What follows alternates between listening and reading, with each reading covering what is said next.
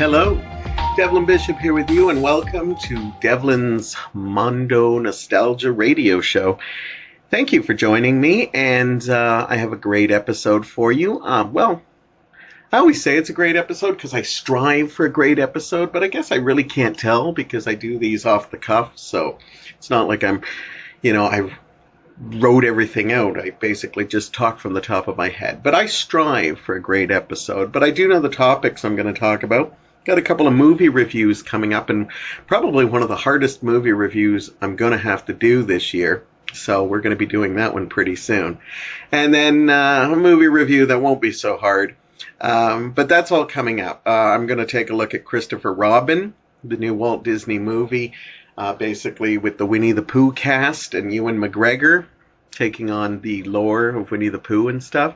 And I'm also going to take a look at Teen Titans Go to the Movies. I went with a friend to see it, and I will be reviewing that also later on. I'll also take a look at some of the new Oscar rules, and although I'm not the biggest fan of the Academy Awards, and I've talked about it in the past, why I used to be a super fan, and then I stopped being a fan. I don't even watch it anymore. I sometimes just watch the monologues, and that's it.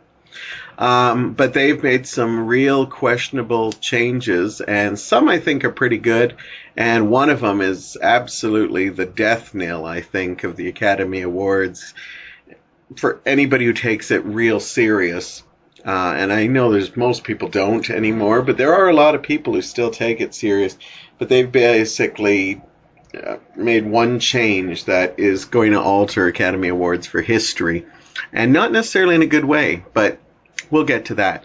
But first I'm going to talk about something that actually has been on my mind for a little while now, but it escalated recently when I saw an article about talking about cliffhangers and movies and TV shows that, use cliffhangers. And geez, ever since I watched movies and TVs and, watched TV and read books and watched soap operas, cliffhangers have always been used in order to, get people to tune in the next week. Or, I was brought up with soap operas from like Young and the Restless, Days of Our Lives, Coronation Street.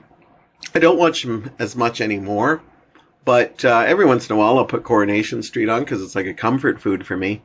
But recently I saw an article about the Avengers Infinity War, and I gave my review about it. I was a big fan of it. And a person just really didn't like it, and one of the things they complained about was the use of cliffhangers, that they actually had to wait a year until we find out what happened to many of the characters. And there's no spoilers here, I won't. But there's a lot of characters' lives in jeopardy. And this person has every right to their opinion. If they didn't enjoy the movie and stuff like that, that's fine. But something angered me in the comments, and I know you're not supposed to look at the comments, but it angered me because this has been said multiple times, so I'm not just like putting my anger towards the person who said this, and of course I'm not going to name names or anything, but in talking about cliffhangers, somebody mentioned that cliffhangers don't fly in this binge watching world that we live in now. They don't really work. Now, I started noticing people were starting to complain a lot about cliffhangers with The Walking Dead. Because a couple of times they gave us cliffhangers that were kind of false. And so people were starting to complain about, how they use cliffhangers too much.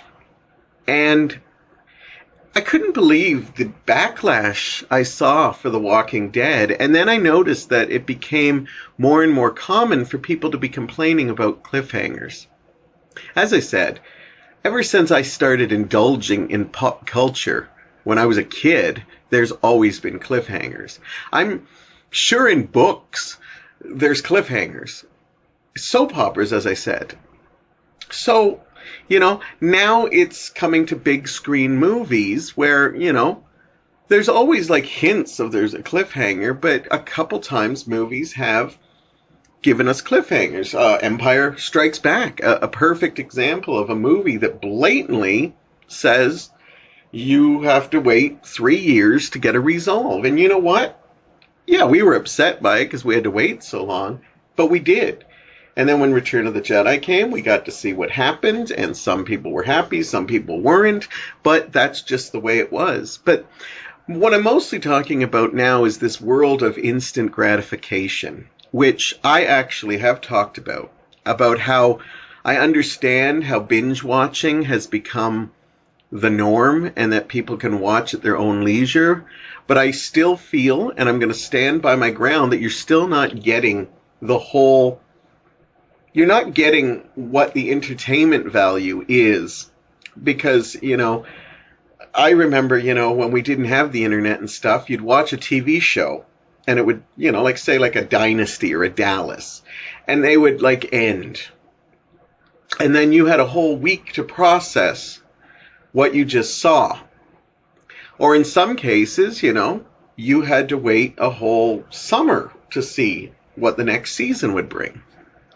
And then, of course, soap operas use this all the time. And, so I don't understand. I think it's a viable tool that has been used in like novels and even back to the old days of the movie serials that I love to play on Mondo Nostalgia, where you'd basically come in each week and at the theater it would end with like Flash Gordon was there, and there was an explosion, and it would be, come to the theater next week to see it. Why did they put it? Because people wanted to see it. And so they'd come back next week. Even if it was a movie they didn't want to see, they wanted to pay their 5 or 10 cents to see if Flash Gordon survived the explosion. And of course, you knew he was going to, but you were still interested in it. I'm sure cliffhangers were used all the time on like movie radio serials. And so now they're starting to creep in on superhero movies. Now, superhero movies are incredible because they weren't around a lot when I was a kid. You were lucky, when Superman the movie came out, it was amazing because we didn't have a new superhero movie every other week. So, and even growing up with the Batman, with the Tim Burtons and X-Men, we were still just getting them here and there. Now we get, superhero movies all the time. And to be honest with you, the whole Marvel cinematic universe has used cliffhangers to their extent. Now, they haven't used them in a way of, like, they've had movies that wrap up and, you get a beginning, a middle, and an end. But then at the end, you stay after the credits, there was always like a little hint of like, oh, that's the next movie. I'm excited for it, So in some ways it's a cliffhanger, but it's more of a perk. But now as the universe is growing, Infinity War is a huge cliffhanger. You're not going to get resolved, so you have to wait 1 year. And that's the one thing I liked about this. And, for somebody who had to wait 3 years for like, finding out, what was happening in Empire Strikes Back, and we waited 3 years for, Star Wars movies, we're now at the point now that, we hear 1 year we have to wait, and then we're already freaking out. Instant gratification is something that is becoming horrible. It's not only just with cliffhangers, but I agree. If you want to see what happens next on The Walking Dead, then just don't watch a couple seasons and then watch them all at once, and then you get the gratification. I also don't think you're getting the full story because you're watching so much of it. You're not even getting time to process anything. But we do this with text messaging too. I come from a generation where, you used to call people or write letters and stuff, so we had the patience. Now we don't. You text message somebody, and if they don't text message you back, and I'm guilty of this, if they don't text message you back in a couple of hours or a couple of minutes, depending on who the person is, you just freak. Your mind starts playing tricks with you and stuff. So now when people say they don't want cliffhangers anymore, it's ridiculous. Cliffhangers have been used through the whole era of like pop culture. And the funny thing is I was praising that the superhero has now become a genre of its own. You go into like Cinema One, and It's like drama films, horror films, superhero films. They used to fall under adventure or action and stuff, but now they're their own thing. Even Walmart has a superhero section that you can go to. So we have actually lived through a place where we now have a new genre of movies because we just get so many of them. But what's funny is how now Marvel's decided, let's actually use cliffhangers. And it's interesting because, you know, the Infinity War cliffhanger affects other movies too coming up. And so everybody's just on the edge of their seats. But I can see why some people are upset. But the funny thing is comic books use cliffhangers. In fact, I gave up comic books because of the fact that I didn't mind waiting a month after reading like a comic book, and then you'd find out like, oh, okay, I got to wait till next month to find out what's happening. I didn't mind that at all. What I did mind, though, was that when they started, like, the conclusion of this story will be in another comic altogether. So now I had to go and buy another comic that I didn't follow in order to get the wrap-up of the story because they had a crossover and stuff. And around the 90s and so, when I started sort of collecting comics, I wasn't a big collector, but I did collect some. It was irritating when I'd have to, like, follow a story for 5 episodes or issues, and then I had to go and buy, like, a comic I have no interest in because the resolution is in that one because they were cross-pollinating it. But what I can't stand is I can't believe that we are killing an art form because people can't stand to have cliffhangers. I can't believe I actually read people are upset because we are now binge watching generations that we can't sit and watch what's going to happen. We need answers immediately. Well, there's only one way you can do that with a TV show. Wait till the show gets canceled, then watch it all in one big lump, because you still have to wait. Game of Thrones is probably the most loved series right now, and look how long you have to wait for that. And yes, people probably complain about it, but, you know, you have to wait, so wait. But it just infuriates me that we already do so many things to ruin the art of storytelling. Like, I can't see anybody saying that who has never been, like, an artist as far as, like, writing novels or, you know, making films. Because, you know, yes, you can make self-contained movies. There's tons out there. You can make even series that are self-contained, and each season is something a little different. But the whole art of cliffhangers have been used for ages. And I can't believe that, you know, you could not respect that. You know, it's not just, it's for storyline purposes. Not only just to bring you back. Now, its number one focus is, yes, to make sure you are back next week or next month or next year to see what happens to these beloved characters. But sometimes a storyline can't be wrapped up in a season. Some of these seasons on TV are shorter seasons. So in order to get the full effect, you carry it on to the next season in order to do that. So you don't feel like you get gypped. The truth of the matter is we're instant gratification crazy. We need to get our fixes immediately. I had to wait 3 years for Star Wars movies. And the fact that people are complaining that they have to wait a year to find out about Infinity War, it's ridiculous. You still got like 3 movies from the Marvel Universe coming in that time. So you're still going to see some stuff from it. So, and what's the problem? You're binge watching other stuff. Now movies are like a checklist. It's not even I don't even think people really cherish the movies enough. I see people watching like big screen epics on their little phone, and that's the first time they're watching it. I've been to people's houses that they put movies on, and I can't believe, like, I'm sitting there invested in the movie, and these people are answering phones, doing texts, they're going off making popcorn, getting snacks and stuff. They're not even giving full attention to it. And, like, yes, this is the new way that people are watching movies. But you can't really call yourself a movie lover or a movie aficionado if you're not giving any kind of attention to the movie. You know, you can watch a movie on streaming, I'm not saying, but pause it if you get a phone call. You know, if you're doing other things while you're watching this movie, you're not giving it your full attention. So when you see a movie that people love and then you watch it and say, well, you know, I didn't love it that much. And then you go and realize that you were off, you know, I made drinks all of a sudden. I decided I wanted a mixed drink or something. Didn't stop it because, you know, I didn't want to, you know, it's a long movie. I didn't want to pause it or something like that. Binge watching is a luxury that now is taking away from so much. And we don't even get time to process this. We don't even get time to talk about it with people. There used to be a time that, you know, we'd watch the latest episode of a show. You know, I remember, you know, Desperate Housewives would be on. And then the next day you'd go to work and you'd talk to all your friends about, did you watch Desperate Housewives? Now you can't do that because of the fact that some people didn't watch it. Some people programmed it to watch later. Some people are going to wait till the season's done so they can binge watch it. So now we have to watch out for spoilers and stuff.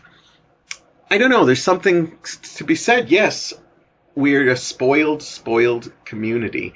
And we are a spoiled world now that everything we want can be just at our fingertips. But there was something to be said when people enjoyed things as a whole in a nation. I think there were more cherished movies and TV shows because we actually took the time to, you know, talk about it, analyze it a bit more. You know, yes, you can still talk about, okay, I've caught up on Dexter, so we can now talk up till season 5.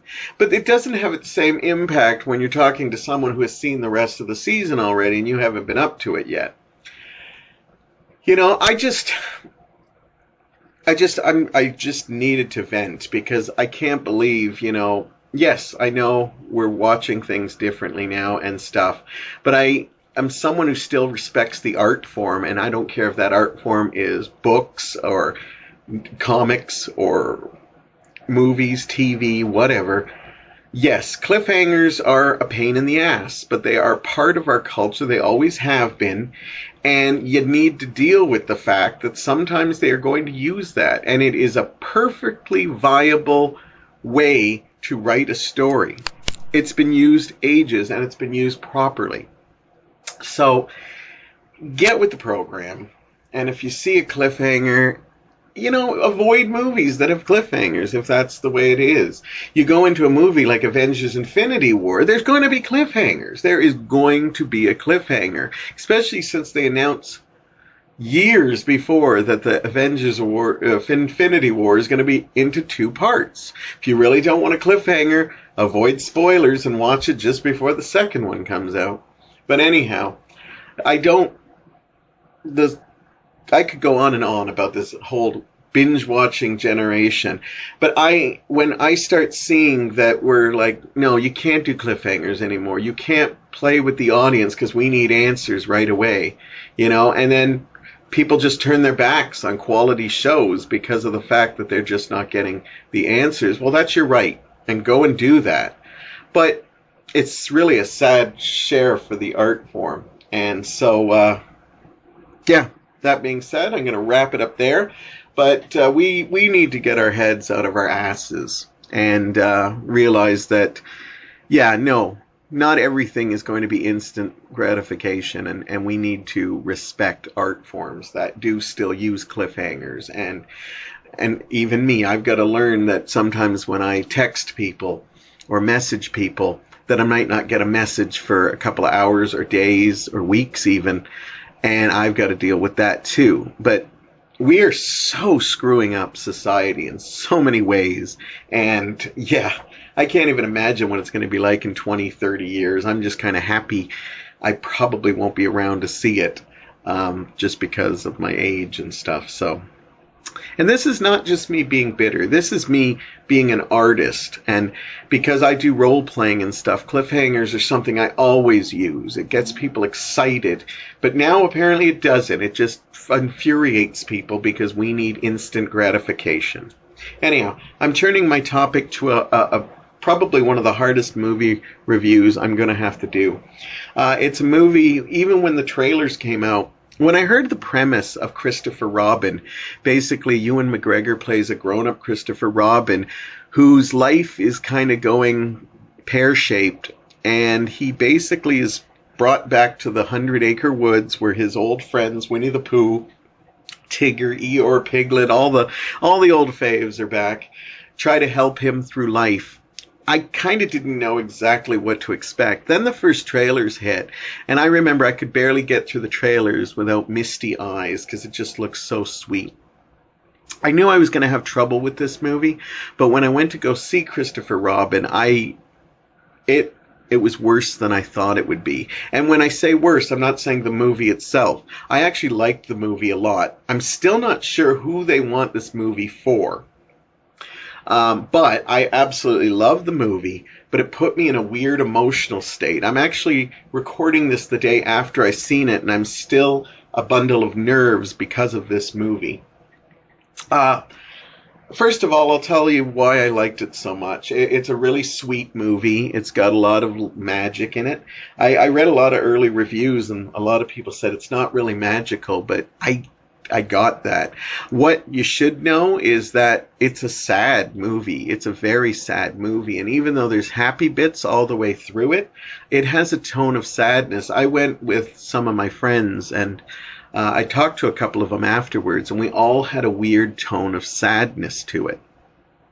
I still think visually it looked incredible. They did a great job. I think Ewan McGregor's performance was awesome. I think all the other actors did a great job too.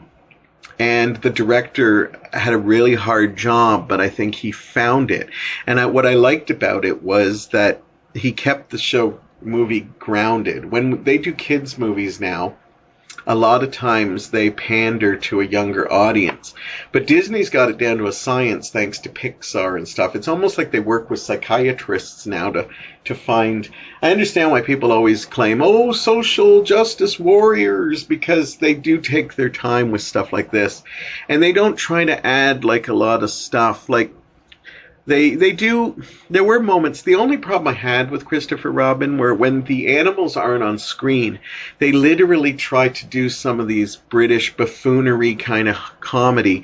You know, people dropping briefcakes or people falling and stuff. And I didn't like that. And when I was at the theater, there was a lot of young kids there, and there was a lot of talking in the young kids because this movie deals with adult themes. Even though it's Winnie the Pooh and his family, there is a darkness in this thing that I don't know if this was made for kids or if it was made for adults, because I enjoyed the film, but I think it kind of fails on both. One, because they try to put in enough stuff for kids. I think Pixar handles this stuff even better, even though I think Pixar has become a little heavy-handed in that. But I think they could have done a better job if they talked to Pixar a bit. And I love this movie. And if you go into it with the right state of mind, I did not go into this with the right state of mind, and I still love the movie. But as I said, I didn't like the moments when the animals weren't on. But this deals with a lot of, like, the Winnie the Pooh characters have a lot of psychological issues. In fact, somebody has said that each of the characters are basically, you know, like Winnie the Pooh is just a very simple-minded person, and Piglet's got, like, you know, courage issues and image issues, and Eeyore's depressed all the time, and Tigger's, like, always has to be on the go, you know, and Rabbit's got OCD. OCD? I think that's right. Anyhow, all the characters have, like, psychological issues. And so they deal with all that here, you know, and especially with Eeyore, I think they even do it a little bit too much.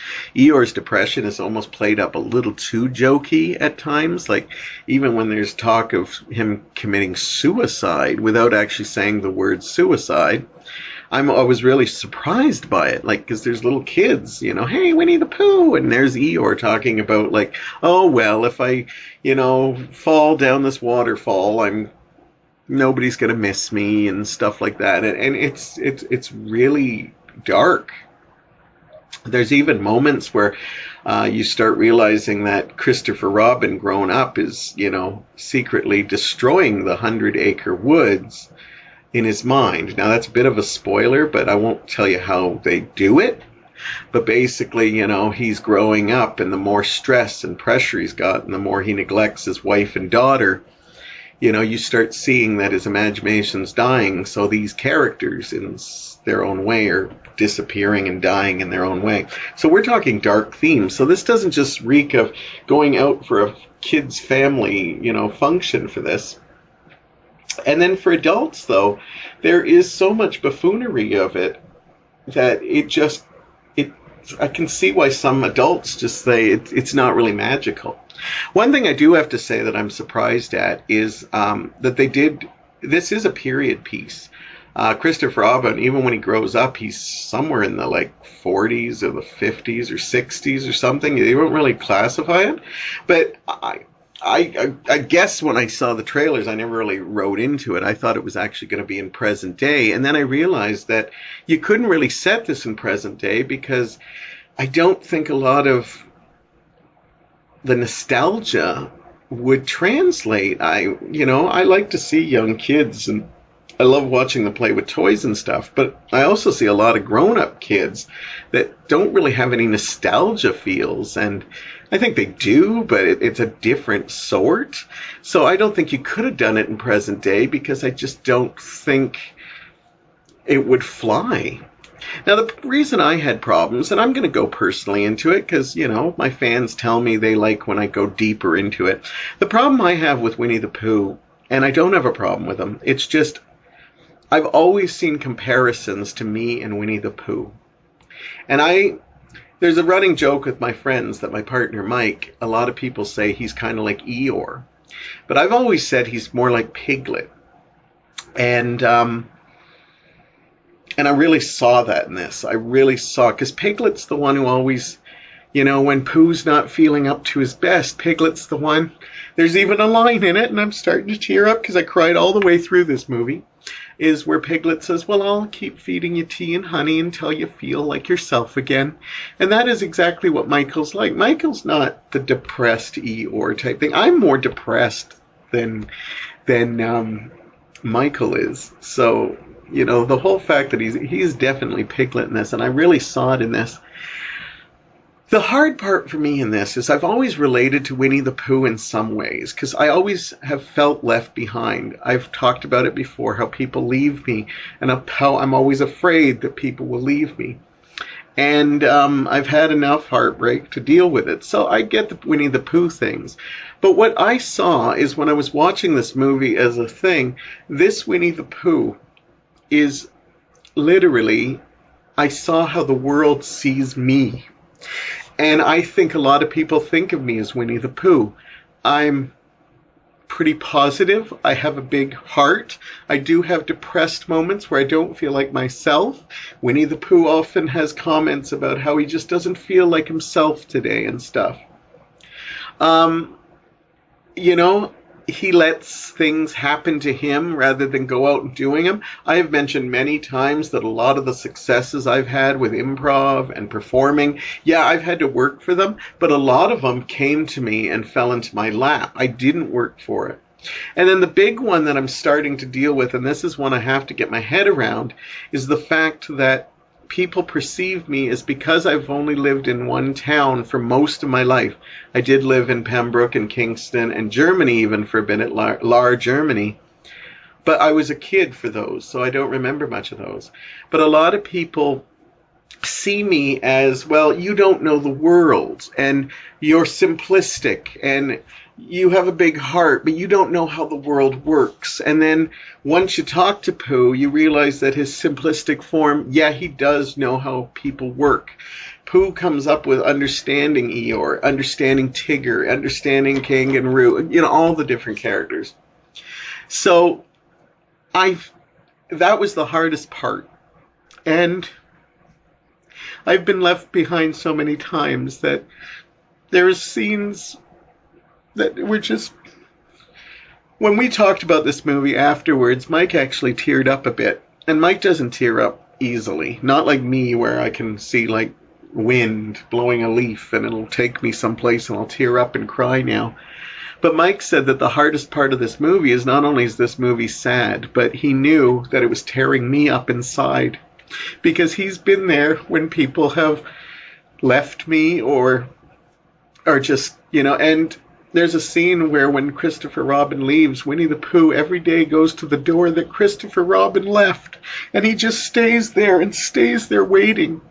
And then one day Piglet comes and just takes Winnie's hand and just takes him from the door and goes to give him tea and honey, and that is so Mike, and I have been in situations like that, and it just ripped my heart out watching this. I like the movie a lot, and I probably will watch it again, but I don't know if I'd be watching it for, the humor's sake or shits and giggles.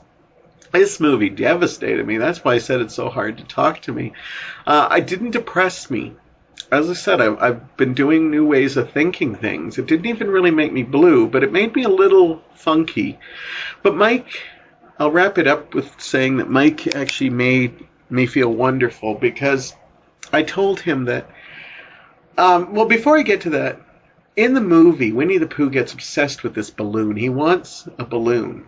And just the week before, I had a get-together where we had decorations, and I told Mike, all I want is a balloon. All I want is a balloon. And I finally got my balloon. I got 3 of them, actually. And when that played out, when Winnie the Pooh was obsessed with the balloon, I looked over at Mike, and Mike was like, yeah, that was you. And so I really realized how much I am like Winnie the Pooh. And it bothered me a little. And then as Mike was, we were getting ready for bed, and Mike told me, there are worse things that people could perceive you as. It's actually kind of sweet that people think of you as Winnie the Pooh, because Winnie the Pooh has a big, beautiful heart. He is simplistic, but he cares about people, and he gets hurt because of that. And it might take him a little longer, and he gives people longer chances. And I thanked Mike, gave him a great big hug, and told him thank you, because he reminded me that Winnie the Pooh is, absolutely. So I'm embracing my Winnie the Pooh, and I'm basically I've even read analysis of, there's been lots of books of the Tao of Pooh, and, how Pooh deals with things in life. And today I spent time looking at that, thinking, okay, maybe if I embrace my inner Winnie the Pooh, maybe that will bring me to a better understanding of there's nothing wrong with people seeing you as Winnie the Pooh. And so this was a tough movie, but do I recommend it? I recommend it if you're a sentimental person. If you cried at Toy Story 3, or you probably get a lot out of this movie. As for taking kids, your kids better than anyone. And so I don't know. I would check it out first and then decide, because they want to see the animals you walk and talk and stuff, but there are so many sad and dark things in this movie that, and I'm not saying horror or anything like that, but just talk of depression and sadness and stuff. I don't know if really young kids will really enjoy it, but your kids. I'd say check it out first and thing. So I give it a high rating. I'm going to give it, as I said, I didn't like some of the things Disney did. Mostly when the animals weren't on, they had to make the British people look like buffoons and do these, pratfalls and knocking things down, which I didn't like. I also had some trouble with the ending of this movie. And so for that, I think I'd give Christopher Robin a 4 out of 5. Anyhow, I'm going to take a short break so I can get some Kleenex, and I'm going to talk about another family movie when we come back. One that your kids probably will enjoy, Teen Titans Go to the Movies. And then I'll talk about some of the new Oscar changes coming up, and I'll be right back right after this. We have your favorite drink as well, just ask and we will pour it. And popcorn hot and crisp and fresh, the youngsters all adore it. So visit our refreshment bar, you'll find it mighty handy. We've loads of things so good to eat, all kinds of gum and candy. But don't forget your armor franks for taste and for nutrition. Come meet this finest hot dog made, enjoy this intermission. Hello, Devlin Bishop here with you, and welcome back to the Mondo Nostalgia Radio Show. And we've got another movie review coming up for you. Sometimes I stumble into going to movies. That's how you know I'm a real movie fan, because sometimes I go to movies even if I don't really relate to them or anything. But this movie is in theaters now. I'd go see it soon, because I don't think it'll be around for too much longer, but that means it'll be on streaming or on DVD soon. It's Teen Titans Go to the Movies. Now, this is the show based on the cartoon show that was out a few years ago that ran for quite a while. I knew of this show, but I honestly can say that I probably only saw maybe half an episode one time. I was in a hotel room and I saw Teen Titans Go, and I decided, I'll give it a shot. I think I watched about 15 minutes of it, and that's all I could really handle of it. But I could understand why kids would probably enjoy it. It's loud, it's obnoxious, and I know it's not made for somebody my age. Now, that being said, I keep in mind the fact that there's a lot of kids stuff that I actually really enjoy. And I hate to say it, but this is not one of those things. A friend of mine really wanted to see this movie, and it was only playing in an isolated area. And I decided to, embrace my inner Winnie the Pooh, and decided, well, he probably wants someone to go with him. So I had nothing planned that day, and I noticed there was a matinee, and it was going to be a little bit cheaper. And so I decided, what the heck, I'm going to go to the movie with him. And so he got to see it on the big screen. And just for the fact that he was happy he had somebody there with him, kind of made it a nice day. And I got to catch up with him and all that. And, he's a big fan of the show, so he really wanted to see this movie. And it's odd. I had actually two people asking me to go to this movie. I guess people just assume because I like superheroes that I might have been a Teen Titan Go fan. But as I said, I tried to watch one episode, and I don't usually give up on a show after one episode, but I couldn't even get through a full episode. So it's not been a show I really wanted, but I thought, I've been to several movies that were animated series that turned out to be amazing. I remember that when I saw South Park on the big screen, that was absolutely amazing when they had their movie. I remember seeing the Simpsons movie, and I wasn't watching the Simpsons anymore because I just had too much Simpsons, but I went to their movie and was pleasantly surprised at how good it was. So I thought, well, maybe they're going to step it up, and maybe it will keep me interested for about 15 minutes. But as I said, this movie isn't made for me. It's loosely based on the Teen Titans characters like Robin and Raven and Beast Girl and Cyborg, stuff like that. And if you're a fan of the show, then you don't need me to tell you what it's about, because you probably know it. You've probably even seen this movie already. Anyhow, I can't say I've become a fan of it since I came. I did chuckle a few times, but when we're talking about chuckling, I'm not talking laugh out loud, just little under my breath kind of chuckles. I could not get into this movie, and I certainly saw the kids more invested in this than the ones that were at Christopher Robin. So this was obviously, hitting the audience it was trying to get. So when I give my review for this movie, keep in mind that I'm probably not the person to get a review from, because I'm not a fan of the source material. It's just basically the Teen Titans, Go characters. It's a parody on everybody has a superhero movie out except them, and so they try everything to get this woman, Jade, I believe her name is, and to get a movie made. And she's the one making all the Superman movies, all the Batman movies. And, there's a couple of little fun, nods to Hollywood and stuff. But unfortunately, not enough to keep me invested. In fact, there were times that I wasn't actually going to get popcorn through this. I was going to be good and say, I really should lose some weight. I'm not going to get...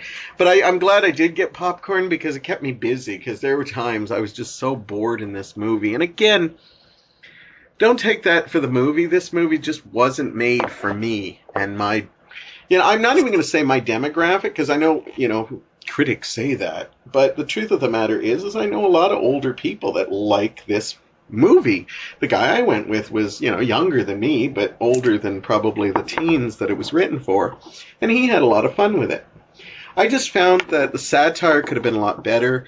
I found that there were so many annoying, like, good God, aren't we funny kind of moments that really put me off. And, they do a couple of songs that, it's funny, they do this song that's kind of like the awesome feel-good song, and they make this parody of music videos. And I kept thinking through it, didn't they do something like this on an episode, the episode that I watched half of? Like, I could have remembered that Cyborg had a tape, and that it had played this 80s awesome song. And it kind of, as I said, I turned off the show halfway through because I couldn't get into it. And I couldn't help but thinking that there's a moment in this, and I go, is that like do they do that often in the thing? But, as I said, the kids were laughing at all the fart jokes and stuff, and it takes a lot to get a good fart joke to make me laugh. I'm not an old prude. I was there for the Blazing Saddles when they, the first fart joke ever hit the screen. But at the same time, I just kept reminding myself, this isn't for you, Don, this isn't for you. But, there were moments that I said were kind of interesting. Visually, I think it was like, the one problem with bringing stuff that's on the TV screen to the big screen is like, they did it right with like the Peanuts movie because they went to 3 dimensions, and seeing the Peanuts characters 3D were absolutely really cool. But sometimes it doesn't translate. I know with South Park it was odd seeing it, but oddly it did translate well. This just looked like the annoying show I saw on the thing on the big screen, and there was no attempt to make it like any kind of like depth in it or anything like that. They did try to do some sentimental stuff. I'm not sure if the show does that, but I found that as soon as they tried to do something sentimental, they were right back to being annoying again. And that really just pissed me off because it's like they can't even sit back and enjoy, doing something sentimental. All of a sudden they were... And the friendship, I didn't see any real friendship or loyalty in this team. I think they tried to play it a couple of times, but again, as soon as they get there, they would just become annoying again. The action sequences were just big, obnoxious, but as I said, the kids that were in the audience and, some of their parents were smiling and laughing too, so I'm not the perfect person to review this, so, I'm not trying to say I'm a cinema snob. I've seen some movies that I'm embarrassed to say that I paid to see, and I absolutely love them, but this is not one of them. I would have to give Teen Titans Go to the movies. I'll be generous and give it a 1 out of 5. I was going to go half a star, but I'll give them 1 because they did make me chuckle a few times. And so I'll be generous today. I'll be Winnie the Pooh generous and give it a 1 out of 5. But that being said, definitely, if your kids are into this stuff, or if you're secretly into this stuff and just want to drag your kids as an excuse, definitely go check it out. Don't check out my review for it, because as I said, this movie was not made for me, and I'm kind of glad for that. Anyhow, the Oscars. I have a love-hate relationship with the Academy Awards, and, so you don't have to go back and listen, but please do if you want to. I've talked about it before.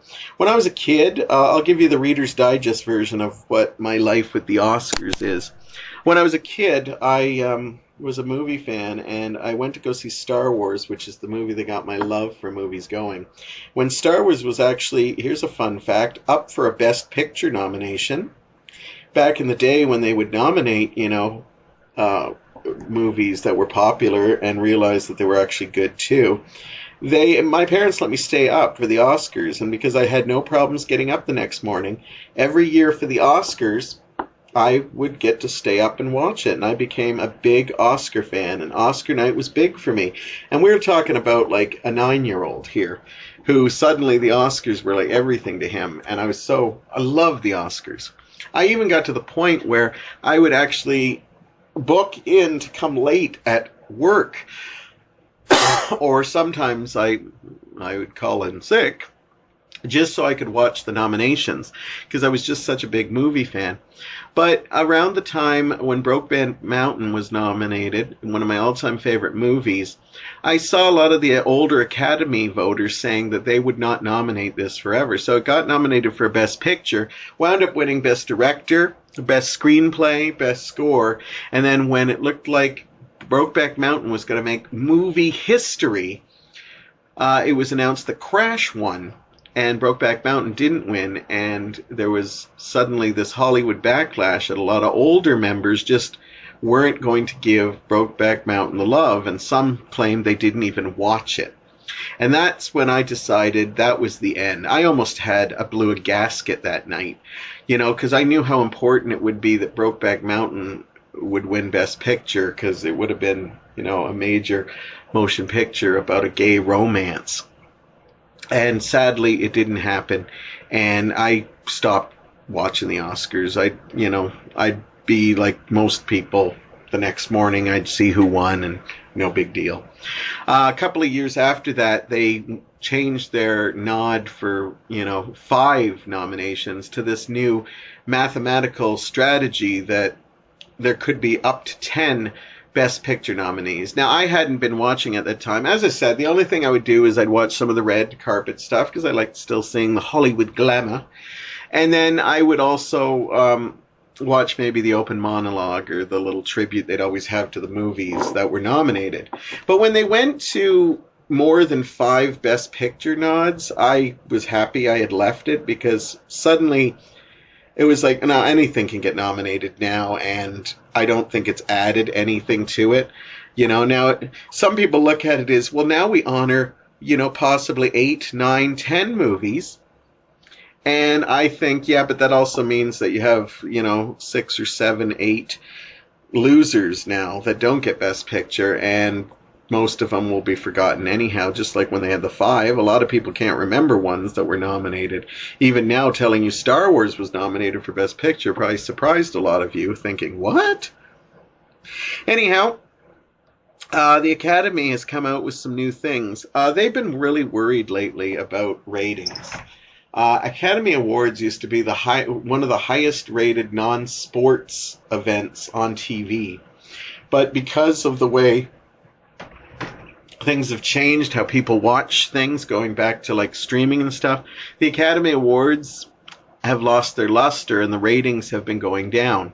Some of the reasons given are the telecast is too long. Some people say that back when I was younger, a lot of the award, like when people won, they'd go up and give their speeches, and they'd always they would be really, I'd like to thank my parents for supporting me and stuff, but now it's very political. Before, in the past, it used to be political, like you might get the odd speech, but now everybody has an agenda to push, and a lot of people say that they're just turned off by that. And other people have just said that, the movies are so obscure. Some movie fans will go out and try to see all these movies, and then others are just like, well, they don't nominate really big hit films. Like every once in a while you get a Mad Max Fury Road in there or something, but, a lot of people just said, it's not really a representation of what's, the best of Hollywood anymore, and so a lot of people, didn't watch the Oscars, and the ratings have been plummeting. So ABC, who's had the Oscars ever since I can remember, even as a kid, I think ABC was always the Oscar station, has desperately tried to come up with ways to get the ratings back. And they came up with a couple that I think are actually going to help a little bit, but then they hit you with a big one that I think is actually going to hurt the Oscars more than... I could be wrong, though. This is just my opinion.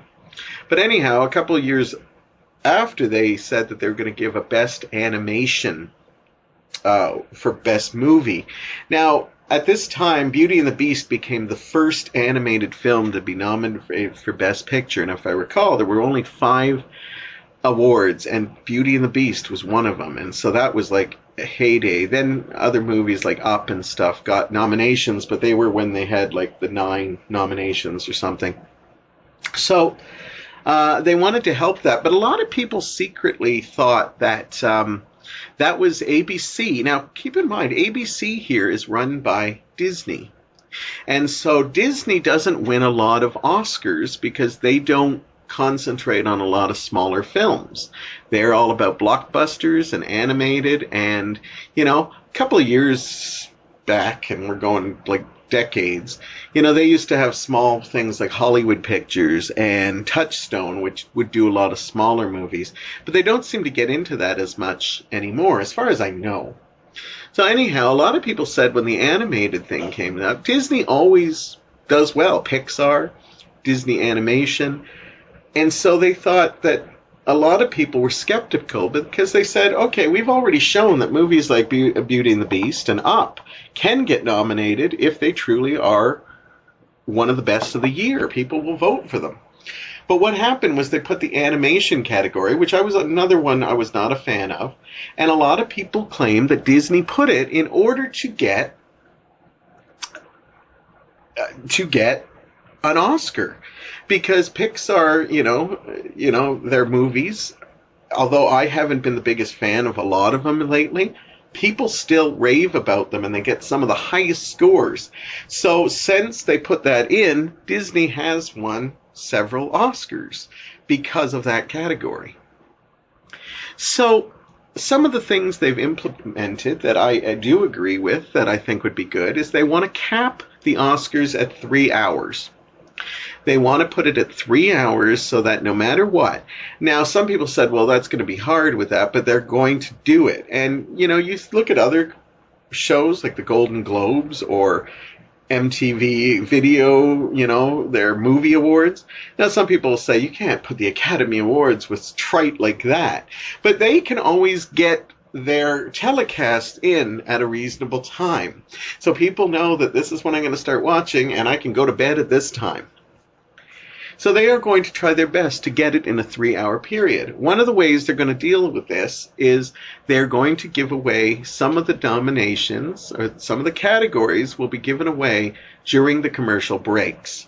Now, you don't think you're going to lose like Best Picture or Best Director.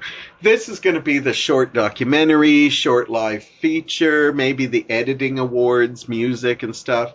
But basically they're going to give them out and then they're going to still film them and then put like a montage, kind of like what they do with the technical awards, where they always have that moment where they said, well, we gave out our technical awards last night, but they're not important enough to show in the telecast, but here's who won what, and then they go through and list them all. So what they're going to do is, best documentary short will be given out while people are watching, going for their pee breaks and going to get their booze. And then basically they're going to show, later, oh, by the way, this one short documentary film, here's a quick clip. So that's one of the ways they're going to do it. They're also pushing the awards date up, which means now the Academy Awards are the last real main award show for movies to give out. Like, they've given out all the Golden Globes, they've given out the producers, the directors, the Actors Guild. And so what they're going to do is they're going to push that up earlier. And so it's not going to be so far at the end of February. It's going to be in the middle of February. Some people have complained that, if you're an avid fan, and you're trying to get out to see these things. Now, if you live in a big city like Toronto or New York City, you can go see these movies. But in Hamilton, it's almost hard to see all the things because, a couple of cineplexes will be nice enough to bring them in. Maybe sometimes even the Hamilton Art Gallery picks them in. But a lot of times you don't really get to see some of these movies. So you got to look for them or drive ludicrously far just to get to a theater that's playing them. So some people said, well, we sometimes have to see 9 films. And sometimes you want to see other ones, like they might not have got the best picture, but they might have got lots of acting awards or writing or something. So you want to see some of those other ones. You don't have as much time, but I still think this is good. It's still going to be one of the last award shows to give things out, and it'll still have its luster and stuff. Another thing they want to do is just tighten it all up pretty nice in a nice neat bow. But then they hit with this that has Hollywood up in arms. I was up in arms too, but I said, why should I be up in arms? It's almost been 20 years since I've stopped watching the Academy Awards. But they announced that they are going to give away a new award, and the category is Best Popular Film. And as soon as they announced this, I swear every movie news show or internet magazine or whatever went with breaking news, and most of Hollywood thought this was the most asinine thing. This means that this is almost kind of like the best kiss. That, MTV Movie Awards never claims to be like, we deal with the best in everything. They have things like best fight sequence, best couple, best, kiss. The fact that there's going to be like 7 to 9 to 10 movies competing for Best Picture, and now they're going to have a new category for a movie that made a lot of money. Now, in the past, there has been a lot of big budget movies that have gotten Oscar nominations. As I said, Star Wars did. I'm pretty sure E.T. did. I think Raiders of the Lost Ark did. More recently, something like Mad Max Fury Road is. But a lot of people have been disturbed since Dark Knight didn't get a nomination and felt it should have. Last year, Logan was the first comic book movie to get a screenplay adaptation. Now, some people say this is small, but you got to remember, this is pretty big. Earlier this year, the Oscar Academy decided to send out more welcoming invites to people so they can vote. A whole bunch of new people, and a lot of people of diversity and color and race and gender were sent invites in order to give it a fuller experience. And we have seen a lot more diversity in the categories and stuff. There's a lot more thing, but we can still see more. There, we've seen people, of color, but we haven't, we still could see some Hispanics or Asians or, so we can still always improve in that. But what's happening now is a lot of people are saying it's not really for the best of the best. Now, when you give this is the best picture of the year, according to the Academy, there's going to be this other category that's, this was a popular film. So that movie Shape of Water that not many people saw it, but people loved it that did? Well, who cares? Because we have a popular film, so now a movie like Wonder Woman or something could have been nominated. Now, some people are okay with that. Maybe that would be a good thing. But basically, they're saying the 9 movies that we're calling the best of the best, they're not going to get, 8 of them are not going to get awards. But this one, because it made a lot of money, did. Now, I think even if they labeled it something like a movie that created like a cultural impact. So like a movie like Wonder Woman could get a special award for cultural impact because, we got a woman superhero film that actually critics liked, audiences liked, and it became a big, massive hit, changing the thing. It had a female director. It opened the way for other female directors to get more. We started seeing more female directors were getting work, like not even in just movies, but in TV. So, I could see it, but because they called it most popular film, it just sounds like the movie that made the most money. Now, once again, ABC is the one who wants these changes. They were the ones because they're worried about the ratings, and no network should put something. I know the Academy Awards are just a popularity contest and they're pompous, but a lot of movie fans still enjoy it. And when you add a category like most popular film, it basically, why don't they just break it down now? The Golden Globes gets a lot of crap for having best picture and then best comedy or musical. And a lot of times movies that aren't even comedies or musical get nominated in this because they couldn't get a spot in the top 5 for the Golden Globes. Golden Globes have always been a thing, but at least theirs makes sense. They say best drama film and then best thing. So, I think they would have even been better to go, this is the best sci-fi movie, this is the best comedy, this is the best, But now we're dealing with the People's Choice Award. But ABC wanted these, and since Disney owns ABC, Disney didn't stop them from saying, no, don't do that. Why? Because if you look at the top movies that have made money this year, most of them are owned by Disney. Another chance for getting Disney some prestige and some gold. I know it's not real gold, but it still looks good when Disney can say, we have got this many Academy Awards. Back in the golden days, they used to have short films, short animated films. You could see a Mickey Mouse cartoon or a Winnie the Pooh short that was nominated and stuff, but they don't get that anymore, except now in the animated they certainly do, and Pixar's been nominated for some of their shorts many times. But anyhow, a lot of people think this push is for Black Panther because Black Panther obviously was a big box office hit. It became a thing, and it's culturally has changed things. It was, a black superhero that got its first movie and showed that people wanted this. They were hungry for it. It was a good film. A black director. So as in Wonder Woman, but they're thinking that now, if Black Panther is as good as they say it was, they shouldn't worry about it because Black Panther should be up like all the other movies and get a shot at hitting the top, the average game, and see if they make it in the top 9. But because Disney and ABC want a little push, they've now pushed this new category to the forefront, and I think it just makes the Academy look like a joke. Now, that's just my personal opinion. You might actually like it, and that's fine. Let me know if you do. But the truth of the matter is that Hollywood is seeing this as you can't take the Academy seriously when we have this little token award, like saying, these are the 9 best films. Only one of them is going to get an award. But those other 8 are not. But this one film, because it made a lot of money and people went to go see it, is not. It leaves a bad taste in your mouth. And yeah, the Academy Awards, when people dress up in the clothes, and I know you secretly love when you see the red carpet and you see who's wearing what, and you can diss, oh my God, look at what Nicole Kidman's wearing, or, Jennifer Lawrence or something like that. Yeah, I know you secretly love that.